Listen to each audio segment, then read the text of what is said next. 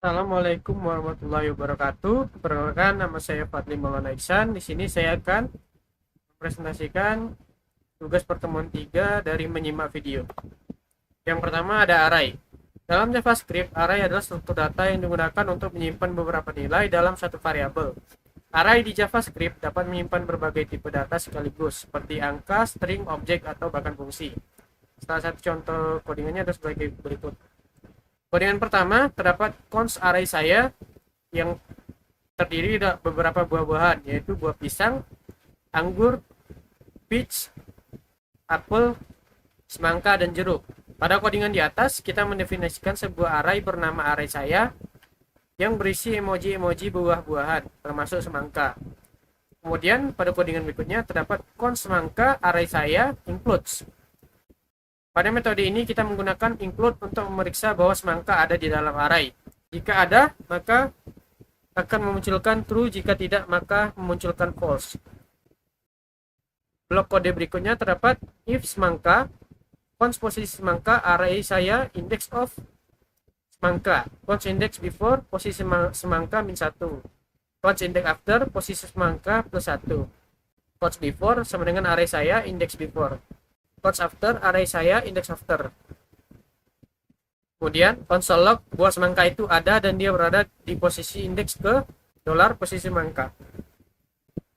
Jika semangka ditemukan, maka blok kode di atas akan dijalankan. Kita menggunakan index of untuk menentukan posisi dari semangka tersebut. Kemudian min 1 dan before untuk mengetahui posisi buah sebelum semangka, yaitu apple. Dan plus 1 after untuk mengetahui posisi buah setelah semangka, yaitu jeruk. Kemudian terdapat codingan else, console log saya tidak tahu posisinya di mana. Jika semangka bernilai false, maka blok di atas yang dijalankan, yang mana akan memunculkan output pada konsol berupa saya tidak tahu posisinya di mana. Kemudian ada function. Fungsi dalam JavaScript adalah blok kode yang dirancang untuk melakukan tugas tertentu. Fungsi memudahkan kita untuk mengatur, mengelola, dan mengulang kode yang sering digunakan. Fungsi bisa menerima argumen parameter dan mengembalikan nilai. Contoh codingan pertama terdapat const sum 1 new function x y console log x plus y. Menggunakan new function sebagai konstruktor serta x dan y sebagai parameter serta console log x plus y sebagai parameter tambahan. Fungsi ini menggunakan parameter x dan y lalu menampilkan output pada konsol. Kemudian eksekusinya sum 1 1,1 output 2. Di atas adalah bentuk eksekusinya. Ketika sum 1 1,1 dipanggil, maka fungsi mencetak 1 per 1 yaitu 2. Kemudian ada looping. Looping dalam JavaScript digunakan untuk mengeksekusi satu blok kode berulang kali selama kondisi tertentu terpenuhi. Ini sangat berguna ketika kita ingin mengulang suatu operasi untuk setiap elemen array, objek, atau rentang nilai. Beberapa jenis looping terdapat for loop. Loop ini digunakan untuk melakukan pengulangan dalam jumlah tertentu. Yang kedua ada while loop. Loop yang mengeksekusi blok kode selama kondisi masih true. Yang ketiga ada do while loop. Mirip dengan while loop, tetapi setidaknya akan mengeksekusi kode sekali walau kondisinya false. Yang keempat ada for of loop. Loop ini digunakan untuk mengulang objek seperti array atau string. Yang kelima ada for in loop. Loop digunakan untuk mengiterasi properti atau index dari sebuah objek. Kemudian ada for each loop. Perulangan yang digunakan melalui elemen dalam objek atau array. Di sini ada salah satu contoh dari loop.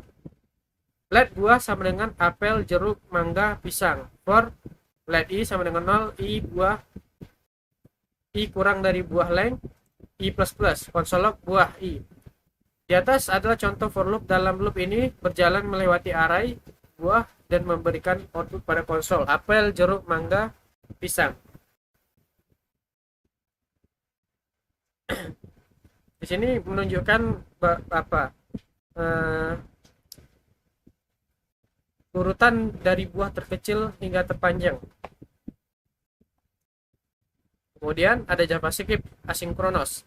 Pola pemrograman yang memungkinkan JavaScript untuk menangani beberapa tugas tanpa harus menunggu satu tugas selesai sebelum melanjutkan ke tugas berikutnya. Ini sangat berguna ketika kita berurusan dengan operasi yang memerlukan waktu, seperti mengambil data dari server, membaca file, atau menunggu input dari pengguna.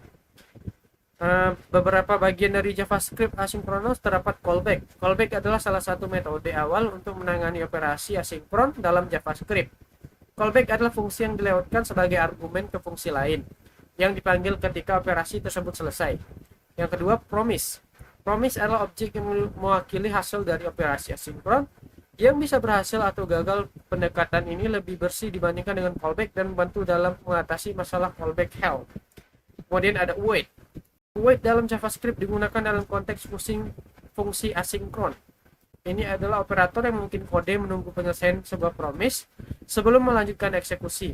Secara lebih sederhana, await menghentikan sementara eksekusi fungsi asinkron hingga promise tersebut selesai, sehingga dapat menangani hasilnya seolah-olah operasi tersebut sinkron. Ini adalah salah satu bentuk codingan dari JavaScript sinkronus. Sekian dari saya Fadli Maulana Iksan, pamit undur diri. Wabillahi taufiq wal hidayah. Wassalamualaikum warahmatullahi wabarakatuh.